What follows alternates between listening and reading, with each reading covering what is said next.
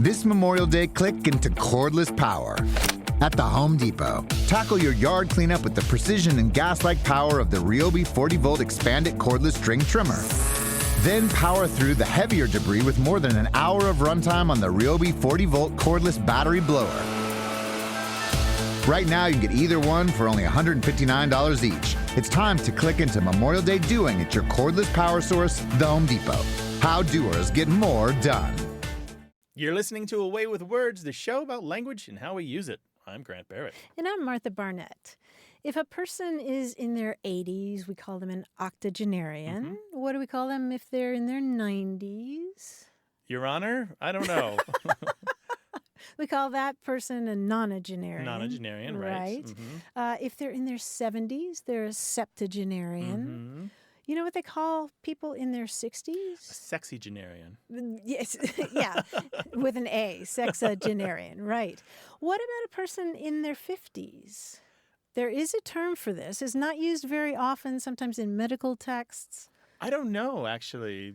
Cinquentenarian, I don't know. That's close. It's quinquagenarian. Quinquagenarian. Quinquagenarian. And someone in their 40s? The new 20s.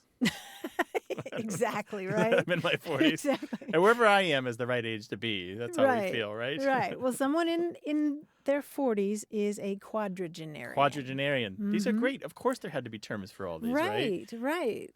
We only think about the teen ones and the toddler years, but after that, if you work in demographics, you probably know these. Right. Or marketing. It's a shorthand way to say that. 100 is centenarian. Right. And we don't need terms much more than that. No, not much more. Although there are supercentenarians. Supercentenarians. Mm-hmm. What does that mean? It means over 110. Over 110 or older. Wow, yeah. supercentenarians. Yeah, how That's about great. that?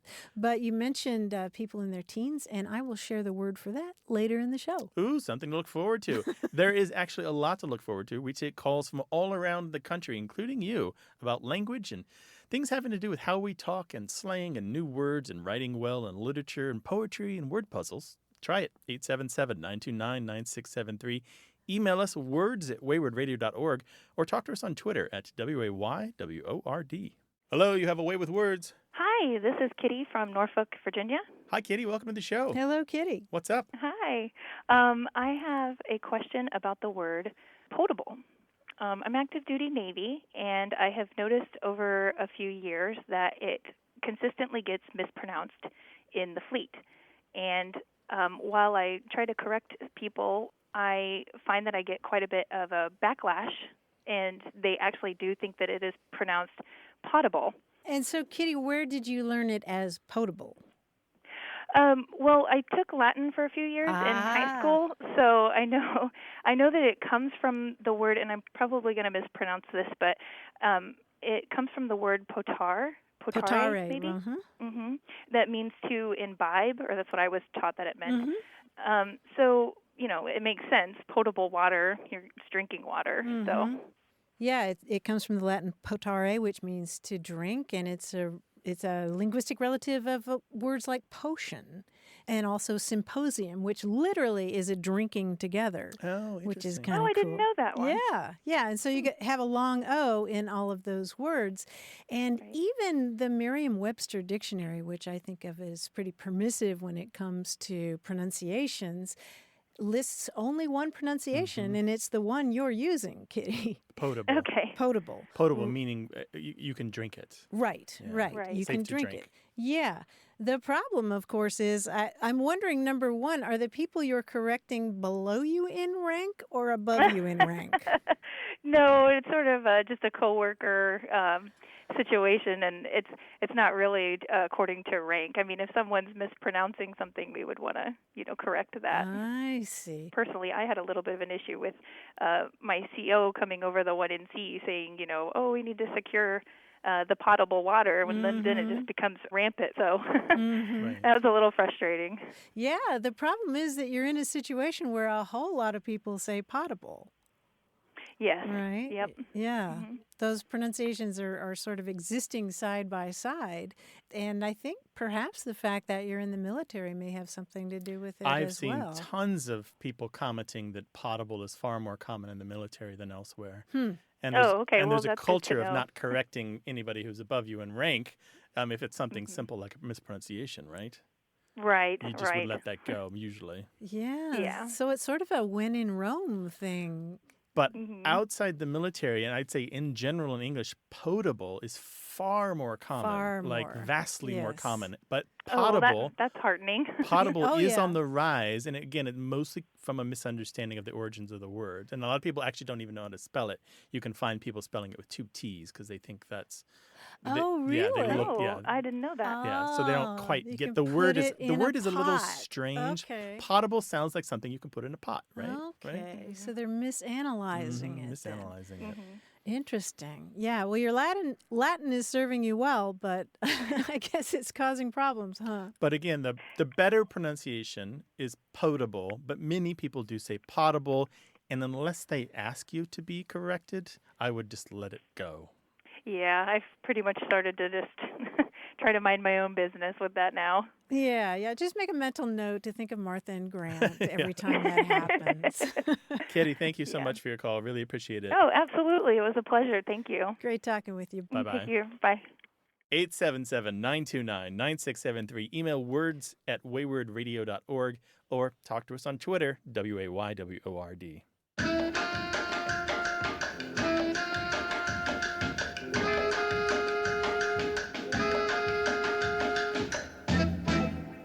We heard from Lucy Zeldenroost, who listens to us in Two Rivers, Wisconsin, and she was talking about the fact that words often have more than one meaning, like the term mango, which can mean either a bell pepper or a fruit. She had the same experience with the word marrow.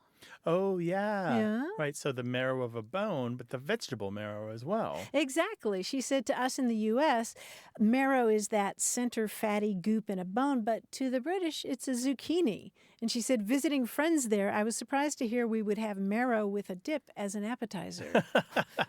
I'm a vegetarian. I can't have that. The language is interesting and diverse. 877-929-9673. Hello, you have a way with words. Hello, is this Martha? This is Martha. Who's this? Hi, Martha. It's Mary Lou, and we're calling from the quiet corner of Connecticut. Hi, Mary Lou. What's the quiet corner of Connecticut? Yeah, which corner is it? The quiet corner of Connecticut is the northeast corner of Okay. Connecticut. Okay. And what makes it so quiet? Away from the city. It's away from the city. We have beautiful fields and pastures and lots of cows. Okay. Well, they're not very quiet, are And they? so you and the cows had some questions for us? Well, me, the cows, my daughter, and Oh. actually we're here with her whole 5th grade class. Oh, nice. Oh, wow. So I'm going to ask Nina to ask you what her question is, if that's okay. Yeah, sure. I'm looking for a word for how I feel right now, which is nervous and excited. You're looking for a word about how you feel right now, which is nervous and excited. So it's a combination of the two things. You're eager to talk with us, but you're also nervous? Yes. Okay. Well, that's a great question. Mm-hmm. And have you thought of some other words and then rejected them? Some like anxious and stage fright. Yeah, anxious. Stage fright's a good one, but it Like it doesn't feel right. doesn't feel right. What about butterflies in your stomach? That's good. But we're wondering if there's one word that would bring that feeling together. A word like bittersweet that has two emotions in one word. Two different elements. So what you're talking about is the feeling that you get when you really want to do something, but you sort of don't want to do something. Is that the idea? Yeah. Yes. And so worked up isn't quite right because you're more than just worked up. You're worked up, but also cautious. And anxious really is more negative. It doesn't capture the positive part of it, which is that you really want to do it, but part of you is rebelling. Exactly. And so you wouldn't be happy with the phrase like butterflies in your stomach. You just want something briefer. Something briefer, so when something happens and we have that feeling, we can just say, I'm blank. Oh, We always blank. come up with a blank. yeah, Oh, man, this is a tough one. it is. You know what? This is kind of a silly thing, and it's not one word, but my Aunt Mazo in the hills of North Carolina, when she was talking about somebody who was both excited and anxious, would say, he was like a worm in hot ashes. I thought that was just her phrase, but I Yeah. looked it up, and it's actually in the Dictionary of American Regional English. Hot ashes means excited and anxious. That's interesting. So maybe I'm hot-ashed? I don't. You reminded me for some reason of words like Twitter-pated. I was thinking of that too. But Twitter-pated is actually. more about frantic and being excited. silly. Silly, yeah. Yeah, I Isn't think. Twitter-pated being in love? Isn't that from Bambi? It is Good in Bambi, memory. yeah. It's not Good only memory, for being yeah. in love, but in Bambi it was used that way. Yeah, I think what we're figuring out here is that there's a hole in our language that you all lexical have gap. pinpointed. So maybe we need some help coming up with a word. So what's the word that you would use, listener, for being excited to do something, but also nervous about it? And Mary Lou and Nina, we will let you know. Thank all right? you so much. And hi to the class. Yeah, hi, class. Hi. I have a fifth grader at home. They sound exactly like him. Mary Lou, thank you very much. And Nina, thank you too. Thank you. All right, Take thanks care. for calling. You know, I was going to say that it sort of reminds me of the word that we've talked about before, anticipointment. Yeah. Which is when you're really excited about something and then it turns out to be a disappointment. Maybe you could say anticifaction. Yeah. Or something like anticipation Sometimes and movie satisfaction. sequels are anticipating. Yeah. But anticifaction, it's tough, right? It's hard to come up with a word for this. Aren't there some forms of flustered that kind of work? Oh, flustered. Yeah, I'm all fluttery. Fluttergated or something like that? Flutterpated. Flutterpated. Well, we don't know, but perhaps We don't you know. do. 877-929-9673. What's the word for being excited about something, but also a little nervous about it? Send an email to words@waywardradio.org.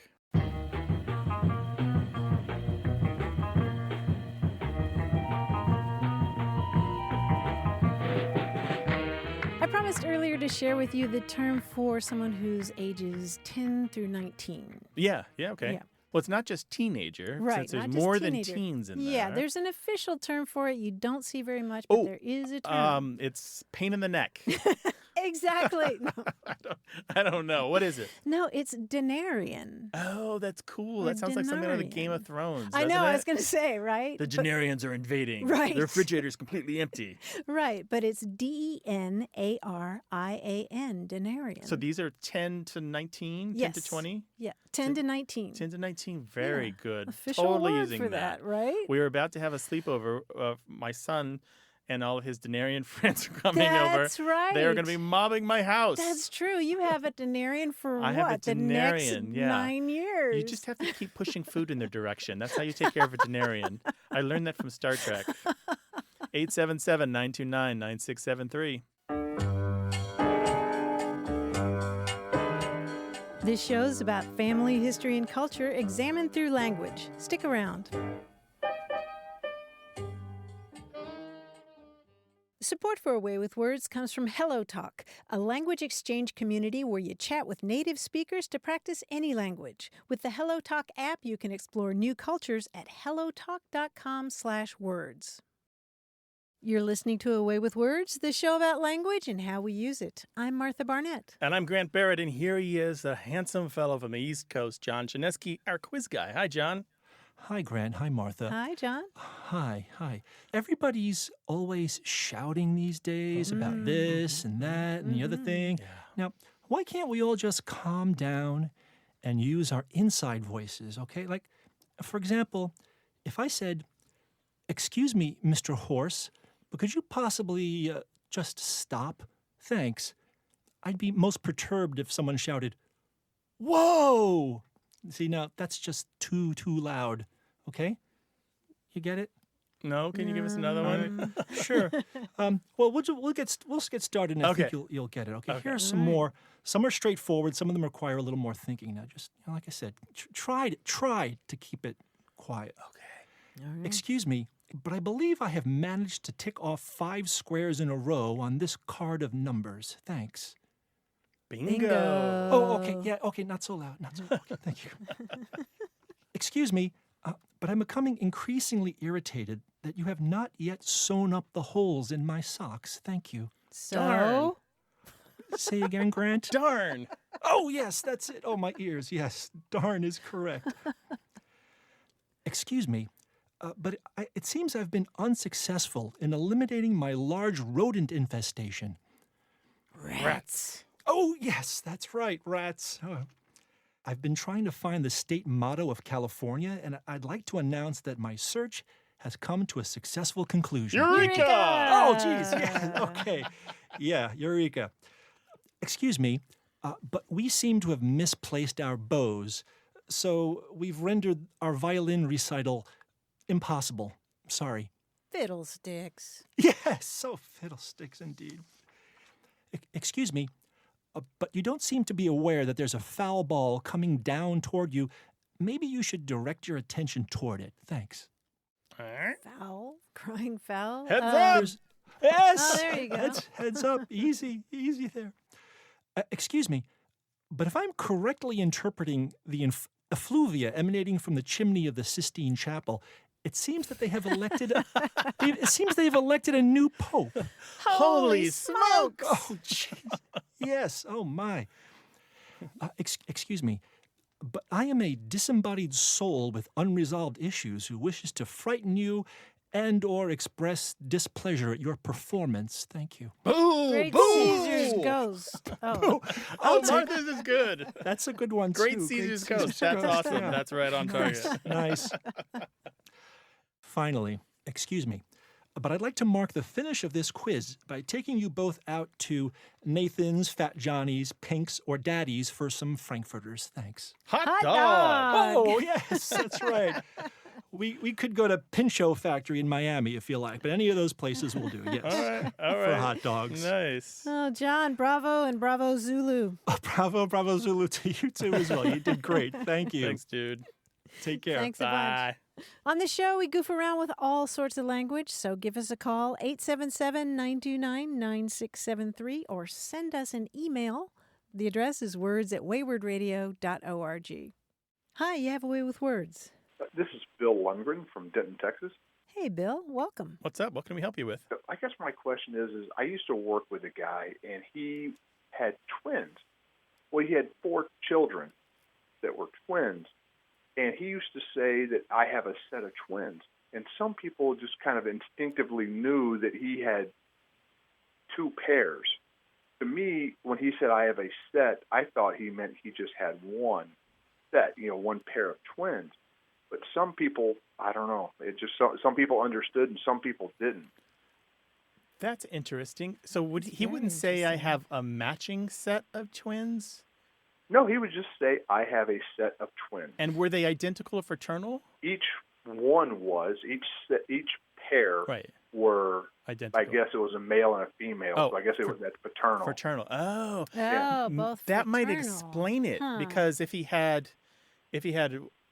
one boy and one girl in each one, then he's got a matching set. So he's got pairs of boys and pairs of girls, but not in the same twin set.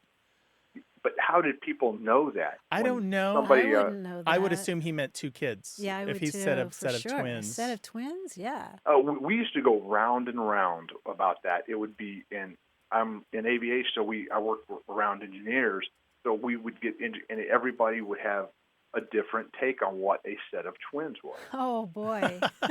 I don't understand it, frankly. I really don't, Bill. I'm very confused here. I don't know why anyone would understand to say I have a set of twins is to mean 4 people. So what we're Or talking, children. what we're talking about here is the definition of set, and isn't that one of the longest entries It in any is. dictionary? Yes, it I is. mean, And I know there's some mathematical definitions that are very specific, but I Yeah. just don't think they encompass the notion of 4 Yeah. or Yeah. 2 matching pairs Oh or my 2 gosh. sets. Did this ever cause him problems when he said, "I'm coming over with my set of twins," for dinner And they or had to set something? 2 more plates. No, not that I know of.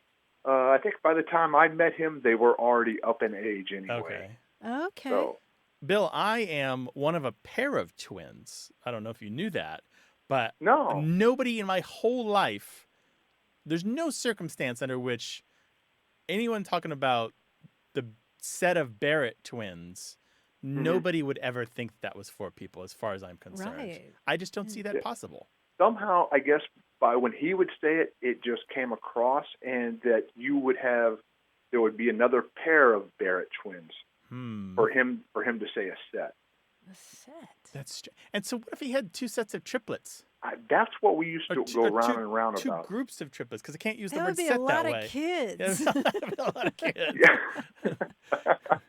Yeah. We used to bring in like a set of tires is 4. Yeah. A set of shoes. We talk about a pair. But like a set of tires is 4. Well, on a truck, a set of tires could be 10 for an 18-wheel truck. Sure. But a set of bookends is only 2. It's not 4 Exactly. somehow. So he would say a pair of twins, but a set of twins. A pair of twins He is would 2 say- and a set is 4. Bill, Well, you know that's what we fascinating. have to do? We have to. We have got to ask the world, if somebody said to you, at home it's my wife, the dogs, and a set of twins, would you understand it to mean 2 or 4 kids? Right. If they said, I'm bringing my wife and a set of twins over for dinner, how many plates would you set would you out? put down? Oh, my gosh. Yeah, that would make a great survey question. Well, That we'll find would. out if people have strong opinions about it. And let me tell you, public radio listeners do have strong opinions. They We do. will know. 877-929-9673. Let us know. Bill, and thank you for your call, bud. Thank you, sir. Have a good day. Thanks, Bill. Bye-bye. Bye-bye. Yes, ma'am. Bye-bye. Hello, welcome to Away with Words. Hi, this is Betsy. Hey, I'm Betsy. from How Cape Cod, Massachusetts. From Cape Cod, Massachusetts. Cape Cod, welcome to the show. What's up? We, meaning Cape Codders, are in the midst of what we refer to as our tourist shoulder season. And the question is, where does that originate? And by shoulder season, you mean what? It's on either side of our high tourist season. Mm-hmm. So we're still getting visitors, but then it sort of ramps up to our high season, and then it sort of ramps down to the other side of our tourist season, shoulder season, less busy. So you have 2 shoulder seasons then? Yep. And what are the periods for Cape Cod? Generally, it is late spring, early summer, or after Labor Day Mm-hmm. in the fall. Right. And so those are the periods where it can be a really good deal to go there, right? Yeah, absolutely. But the weather might not be quite as nice, and, Right. and not as many things are open or as open as long. Right. Correct. And, for example, right now the weather is beautiful, Mm-hmm. but the water may be a little cold. Right. So if you want to go and spend all day splashing around in the water, getting chased around by sharks, it's not going to happen this time of the year. Mm-hmm. And the shoulder seasons, as I understand it, tend not to be the traditional vacation times. Correct. The traditional vacation time is when school is out. Right. You actually gave a great explanation for it because you were talking about how there's sort of this curve where there's this level of tourism there, and then it kind of goes up, and then it goes back down. It's sort of almost like a a silhouette. A silhouette, yeah. Of shoulders and a head. So a plateau of a shoulder, Yep. curving up to the roundness of a head, Yeah. or spiking up to a pointy head, and then coming back down to another plateau of a shoulder. That's cool. Yeah, it's kind of like a silhouette. But that is the origin of it, right? It's the shape of the graph when you put it on paper. Right, or just the notion of it,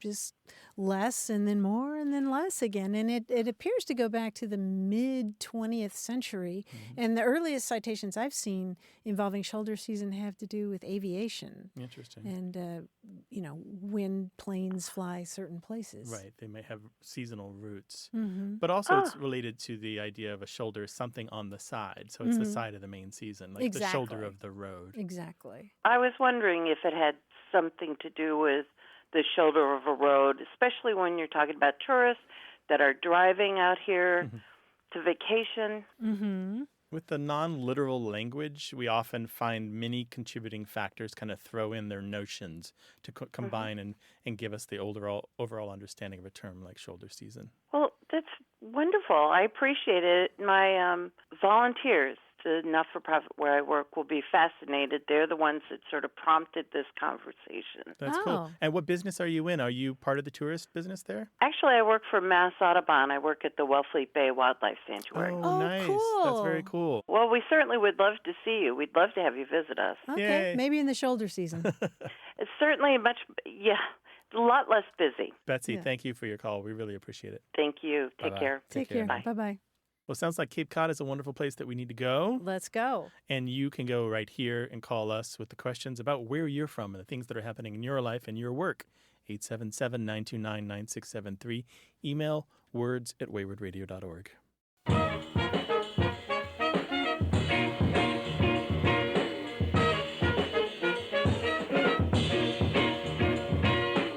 I was looking on a discussion board involving a particular hobby, and I saw a number of slang terms, and you probably can guess what they are.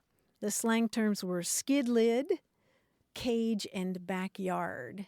Those ring a bell? Is this more baseball? No. Nope, not baseball. Skid lid is probably the clue there. Skid lid? Yeah. Skid lid is a motorcycle helmet. Oh, skid lid, sure, yeah. Yeah, and a cage is an automobile as opposed to I've heard that one before. flying free on your motorcycle. And a backyard is the place that you like to bike.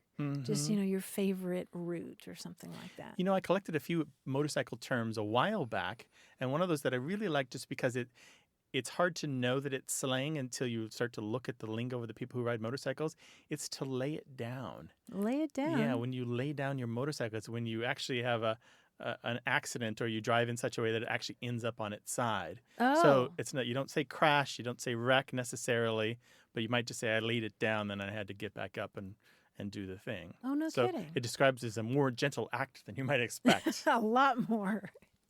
877-929-9673. Hi, you have a way with words. Hi, how are y'all doing? This is Landon. I'm calling from Dallas, Texas. Landon? Hi, Landon. Welcome to the show. What's up? Hi, thank you. Well, I had a question about the word reckon, as in, people say I reckon or reckon when. I'm from a pretty rural area, and I grew up saying that, but in the U.S., it has kind of a stigma as a kind of a, I guess, hillbilly or redneck term, somebody who's uneducated. But I watch a lot of, British television and stuff like that, and they tend to say it kind of all the time, just regardless of class or education level. And there's really no stigma attached to it. So I was wondering how that kind of happened in the U.S., where it became kind of just like a, when somebody says it, all of a sudden they're looked at as kind of like real country or rural. Yeah. I reckon definitely it's marked, is what sociolinguists say. That it means it's marked as having an extra value beyond its meaning. And in this case, rural or rustic or uneducated. What's really interesting, if you look at a map of the United States, it's very southern and very, very strong in the southeast. In Texas, there's little bits of it. Are you from rural Texas? Yeah, I'm from rural East Texas. Rural East Texas, yeah. It'd be perfectly appropriate for you to use this word. And that kind of, unfortunately, exposes this bias we have in the United States against the Southern American dialects. They are often portrayed as being uneducated or being unacceptable in a variety of different ways. Films and TV definitely do it. I see it happen all the time. When you look back at the history of English, reckon is just one of many words that when we kind of forked off from the UK, when we took a different path, when we became our own nation and our two languages started to diverge, reckon is one of the words that they kept more than we kept, and they kept it more universally than we kept it. But even there, it's still considered a little old-fashioned and a little folksy, maybe is a better word for it. It's not the kind of thing that probably is going to be used in Parliament during question time. And it's hundreds and hundreds of years old. Yeah, that's it's right. Really old. It predates English. It's older than English in the various forms that it comes from. Okay, wow. Do you think the reason it's stayed in the southern United States is because there's a lot more people of English descent there, and it's kind of they're more isolated, so we kind of kept some of those words that a lot of people in other parts of the country kind of abandoned? Not quite that way. There's two things that you need to know when you think about why some places talk differently than others. One is we don't move around nearly as much as we think we do. And two, we talk a lot more like our neighbors than we think we do. And so that first one means that when our ancestors came and settled into a part of the country, they all kind of came from some of the same places. Like people from Scotland or Ireland or different parts of the UK would tend to move together to different parts of this country. And some of those language patterns and traits still exist here. So they persist. There's a myth that we're all going to talk one English and our Englishes are all merging and the dialects are disappearing. As a matter of fact, our dialects are still transforming, and we still have these really strong regional and geographic ways of speaking, and reckon is a really classic example of that. Okay, cool. Well, yeah, that definitely answered my question. Thanks, Landon. Appreciate the We're call. glad to help. Thank you. Take care. Bye. Bye-bye. Bye. 877-929-9673 is the number to call to talk with us about language. You can also email us. That address is words@waywardradio.org.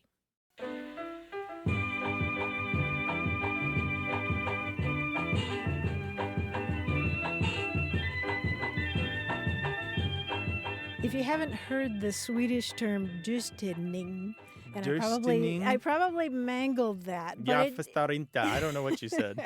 Well, if you haven't heard that or its translation, you will soon. It translates as death cleaning. Ooh. And this is a new fad that's coming out in relation to a book called The Gentle Art of Swedish Death Cleaning, How to Free Yourself and Family from a Lifetime of Clutter.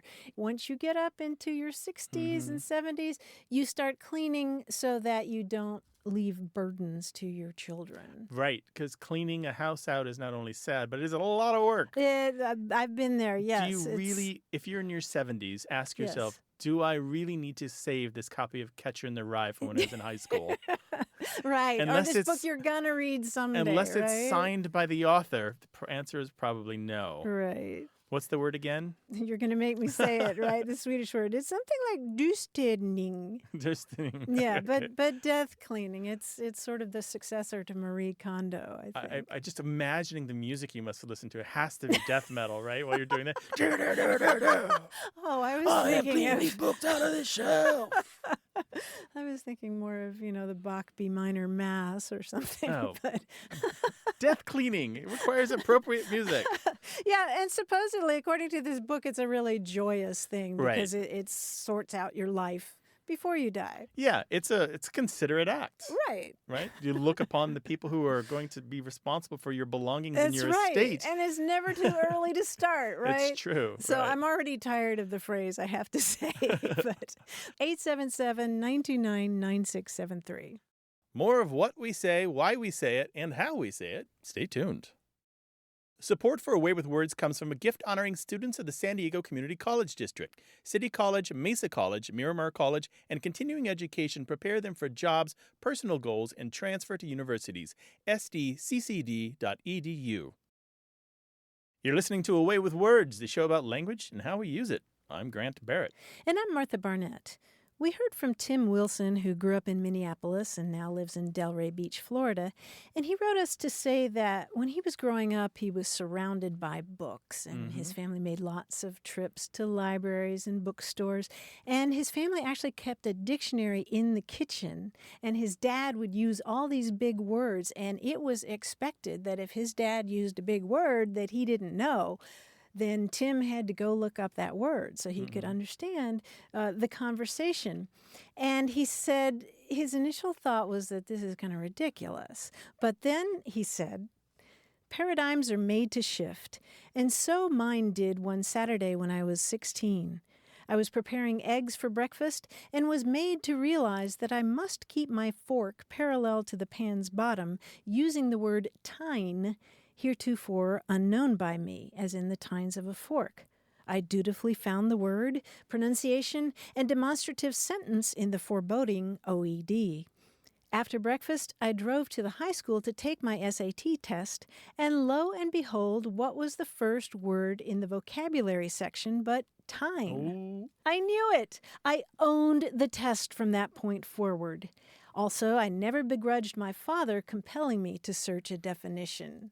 That is the most concrete example of why looking words up as you're reading is a good idea. Or having a word-a-day calendar or a word-a-day email or whatever it takes. It accumulates. Yeah, it does. I cannot imagine reading a text and not looking up words I don't know. I know some people do that, but I cannot imagine it. Yeah, I love the digital dictionaries because they track all the words I looked up. And I like to go back and browse. I'm like, wow, I looked up a ton of words. Yeah. Like on your Kindle or wherever, right? Yeah. I will tell you, I had a similar experience to Tim where We were at the zoo, and we were looking at the okapis, which are these beautiful animals. They're kind of as tall as a small horse, and they have striped legs that look like they're wearing stockings. And then the very next day, I was able to use this in my word feud game, which is kind of a Scrabble-type game that you play on your phone. Yeah. And I remember the person I was playing challenged me and said, like, you must be cheating. How could you know that? And I was like, I was at the zoo yesterday. I know what an okapi is. It was a nice moment. We know that you've had moments like that too, where your word study or paying attention to vocabulary or just looking things up has made a difference and you were able to stick it in someone's face or at least beat the SAT. Put it on a tine. 877-929-9673. Email words@waywardradio.org.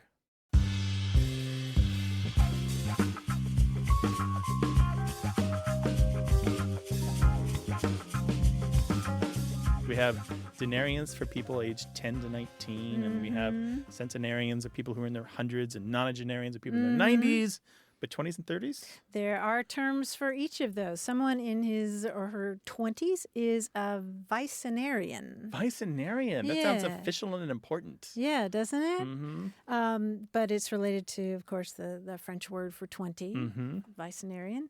And the word for someone in their 30s is a tricenarian. Tricenarian. That's like a dinosaur epic, right? It's some era when the tricenarians roamed the earth. That's right. All these 30-year-olds roaming the earth. Hit us up on Twitter, Wayward. Hi, you have a way with words. Well, hello, this is Steve from Dallas. How are you guys? Well, hello, Steve. Hi, Steve. What's up? Recently, one of the most aggravating things I think I've ever come across via text message, email, billboard, I mean, literally everywhere, is the usage of the money symbol, the dollar sign, in the wrong place. It's in the wrong place. It's on the back end. Normally, at least when I was when I was being educated early on in life, they taught me if you're going to use the dollar sign, it should go before the number, i.e. to the left of the number. Right. But for some weird reason, I don't know why, I don't know who changed this rule or when it happened, but for some weird reason, lately, I always see it on the right side of the number. Always? Almost always, unless, of course, it's some professional something or another, if it's like really, really something somebody really thought through. Then, okay, yeah, it'd be in the right place. But otherwise, it's like everybody in the world is stupid, and they no longer understand that it's supposed to go on the left side of the number. I don't know what I missed. Well, everybody in the world is not stupid, at least not. Thank God. Or we're all stupid in our own small ways, but not all in the same way, and that's why the world is complex. Let me ask you, do you spend a lot of time on parts of the internet where there are lots of people from around the world chiming in and having conversations? Around the world, I don't think so. Not specifically. Of course, I mean, yeah, technically, Twitter and Instagram, there are people from other parts of Facebook. There are people from other parts of the world, but my circle of friends doesn't generally include them. Okay. Okay, so you just see these in passing. It's not like you're shopping any place in particular online. Right. Yeah, you're not at the grocery store, the Piggly Wiggly or whatever, and seeing prices that way in the store. No, not at all. Okay, that's good. That's good to know. Do you ever read stuff from France or Quebec? No, not knowingly, no. Okay. The reason I'm asking is because there are parts of the world where their currency symbol does go at the end of the word, and France and Quebec are two of those places. Wait, are you telling me that you haven't noticed this trend? I have noticed it, but I've got some other things to say on that. But I just wanted to say, just in case, some of those cases that you're seeing, out of the vast number, apparently, that you're noticing, may be accounted for by people who started out in another language and haven't fully mastered the intricacies of putting symbols with numbers in English. So we'll give them the benefit of the doubt, right? And then there's another whole category, and these are the ones I think that are less palatable to me. These are the people who expect English to be logical and insist because we say $10 that the dollar sign should go after the 10. And of course, oh, really? Yeah, there's tons of them. You can Google the internet, you can find it. They're very insistent. And English, of course, isn't logical, and expected to be logical is expecting pigs to sing. It just doesn't work. Anyway, so there are a lot of different ways to do this around the world. The way we do it is by no means universal. And what's really interesting, supposedly the reason that we put the dollar sign first is because in the days of written checks, and I know there are many places where we still do written checks, it would prevent somebody from adding numbers in front of your amount.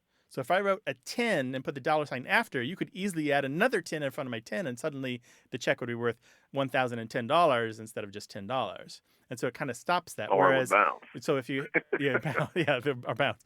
So you do $10 period 00. You can have as many numbers as you want after the 00, and it's not gonna really matter very much, right? So, right. but that's not necessarily true. I heard that in part of Russia, the former Soviet Union, what they do is they do the currency symbol after the number. So let's say euros or rubles or whatever. So let's say 29, but they'll do like what looks like an equal sign or two hyphens in front of the number to prevent you from squeezing in your own extra digit to change the value.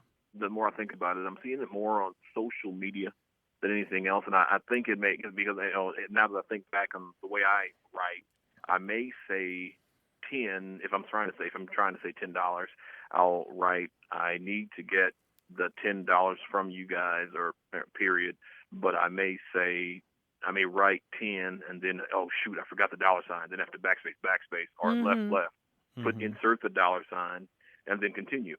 But instead, I think maybe the people are just being lazy and they, oh, shoot, I forgot to put the dollar sign and just stuck it at the back end of it instead of doing backspace. All right. Well, Steve, I know that a lot of our other listeners have encountered this on the internet, but maybe somebody who does this, who puts the dollar sign after the number, can give us a really good reason why. All right? That'd be great. Okay, cool. Thank you very much for your call. Appreciate it. Thank you. Have a good night, take guys. Care now. Thanks, Steve. Bye-bye. 877-929-9673. Email words@waywardradio.org. Martha, we want to hear from people who do put the dollar sign after. We want to know why. Yes. Like, is it part of your culture? Were you taught that way? Does it seem more logical? Or are you just lazy? Are you lazy? Are you just doing it because you're stubborn? Or you don't think it matters? Or let us know. Words@waywardradio.org.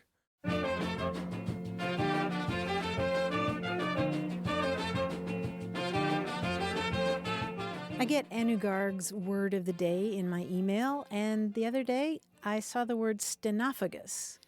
Stenophagus. Stenophagus? Snuffleupagus' invisible brother. No. No. And I'm not even going to say good guess because that wasn't a good guess. Steno.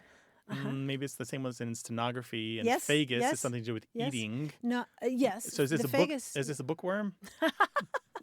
No, that was a good guess. But stenos in Greek means narrow. So like stenosis of the spine is a narrowing of the spine. Gotcha. Stenography is narrow writing. Very good. And so if you're stenophagus, then you have a very limited range of what you'll eat. Oh, I see. And it's usually in terms of biology, but sometimes it's hard to plan a dinner party if everybody is stenophagus. That's right. You have the vegan table over there. Right. And the chem-free table and or you have toddlers who only eat goldfish. Right, or Jell-O. Goldfish crackers. Send us your stories about language. Words@waywardradio.org. Hello, you have a way with words. Hi, this is Susan from Reno, Nevada. Hey, Susan, welcome. Hi, Susan. What's up? Thank you. I am the director of a nonprofit. We're a school for adults, and every year our annual fundraiser is a spelling bee we call Spellbinder. And every year we choose a different theme. This year was the Harry Potter book series and the writings of J.K. Rowling. Last year was Alice in Wonderland. And the words that are chosen for the spelling bee are, and this is spelling bee for adults, not children, the words are chosen from the writings of the author or from those specific books. Mm-hmm. And somebody asked me the question, are these real words if they're not in the dictionary? Mm-hmm. And do you have an opinion on that? I believe that they are, because they are what the author wrote, what the writer had in mind when they wrote the book. And they have to spell it the same way that the writer did in that book. Mm-hmm. Mm-hmm. So they get materials to prepare for it. They're just told the words will come from, for instance, this year, any of the books in the Harry Potter series or any word associated with J.K. Rowling. Oh, wait, I see. So you could pull words from the Cormoran Strike novels? Well, this year we just stayed with the Harry Potter books. Okay, so any book in that series, then exactly. any word in any of those books. Wow. Because I know a lot of times when people are preparing for spelling bees, you get a list of words. Or they make their own list. A lot of times you don't get the list because that's cheating, isn't it? To get the list? No, like a huge long list, Oh, I see. and then they choose. Then you just memorize all those words. But Okay. gosh, to And the to Harry learn Potter the books. entire books. The Harry Potter books have the Latinate spell names. They have the strange creature names. Many of the people have unusual names. Wow. Did you Okay. include proper nouns in there too? Absolutely. Okay. So Okay. if she capitalized it in the middle of a sentence, then that's the way. And we give the speller the word and then the word in that very sentence, and then we repeat the okay. word again. Okay. And have you had the spelling bee already, or you're going to? We had it a couple of weeks ago. Oh, okay. And how'd it go? It went great. Everybody wore costumes, and they had a great time. And the word that took out quite a few people that surprised me was minuscule, Oh, Really? interesting. because she spelled it minuscule. Oh, she did. Yeah, in the Prisoner of Azkaban. And how is that used in a sentence? I'm sorry, I don't have that right in front of me right now. I mean, was that one of her puns, like minuscule? No, it was just a descriptive word, but everybody spelled it mini. Well, yeah, it would have taken me out. minuscule. That's how she spelled it? Yes. All right. That's one of the spellings of it. Yeah, it can be spelled either way, according to the dictionary I'm looking at. Yeah. Yep. Your question, Susan, is do these words count? Are they real words? And you said yes, and I agree with you. And So do I. And so does Martha. And anybody who studies language will tell you, anybody, whether they're a linguist or a lexicographer or something else, computational linguist, that a word does not need to be in a dictionary in order to be a legitimate, real word that anyone can use anytime that they like. It need only be able to be said, to be written, and to have a meaning. That's it. Wow. Sometimes it doesn't even have to be written. So it has to have a meaning and be able to be uttered, and therefore it is automatically a word. Wow. That's Now- interesting. Now, the thing is, people always say, well, what if I just say blah? Well, does it have meaning in your house? Maybe it doesn't, you know? Sometimes we do have these exclamations and interjections and utterances that don't really sound like words, but like, that's got some meaning to it. Is that a word? But turns out some dictionaries do include a form of it. And then if it were in a spelling bee, what would be the correct spelling of it? Right, exactly. So one of the really strange things about people's misunderstanding of dictionaries is that they often talk about the dictionary, like there's one grand, universal, monolithic work. And I have on my phone and on my computer, just as for my daily work, like 9 or 10 dictionaries, and I can search them all at once. And not every dictionary has every word. So if Collins has it and Chambers doesn't, is it a word? You know, you would run into that problem. But the larger question is how many words can you fit into a dictionary? There's no dictionary that has all the words, for one thing. Even the Oxford English Dictionary is far short of all the words. So did she write it? Did it get printed? Does it have meaning? Did it change the understanding of the sentence? It is automatically a word. That's great. So what's next year? You know what? We haven't chosen a theme yet. Do you have any ideas? Poetry of Walt Whitman. He has such crazy use of language. It's wonderful. Oh, that's good. But a lot of people can't really sink their teeth into poetry, so I don't know about that. Oh, maybe the short stories of Mark Twain. Ooh, that's a good one. Boy, that that's- would be perfect because he spent a lot of time in Virginia City, Nevada, That's as right. you know. Yeah, There he you did. go. Yeah. I love that idea. Yeah, maybe just throw all of Twain in there and see what you can get. He's got some wonderful dialect stuff, particularly in the stuff he wrote about the Mississippi. A lot of apostrophes. A lot of apostrophes. That could be tricky too. Susan, thank you for your call. We really appreciate it. Well, thank you so much. Take care now. Bye-bye. Bye-bye. Bye-bye. Call us, 877-929-9673.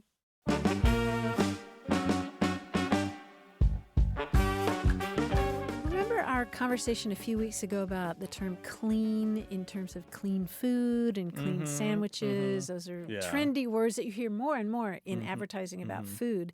That prompted an email from Helen Hutchison, who lives in Northern California. She said, "Your discussion of clean food reminded me of a sign in the Oakland airport, and probably in others also. As you're exiting the security area, going into baggage claim or other open areas in the airport, there's a sign that says, 'You are leaving a sterile area.' Since I consider airports to be one of the least sterile areas that I frequent, I always get a giggle from this sign. Clearly, sterile has a new meaning within the realm of airport security. And it does. Security in general, yeah. Oh, well, I don't know about in general, does it? Yeah, sterile is an area that's completely controlled. It's security on one end to the other. Yeah. I didn't know that. A sterile environment is not about disease. In this case, it's about no security kidding. measures are fully enforced. Oh, no kidding. I didn't realize Like maybe that. you're leaving an area that has got a lot of surveillance, it has guards at all the exits and entrances, and so forth. Okay. You know, when you hear the phrase you're leaving a sterile area, it's almost like I'm so hot that, that the area is now sterile.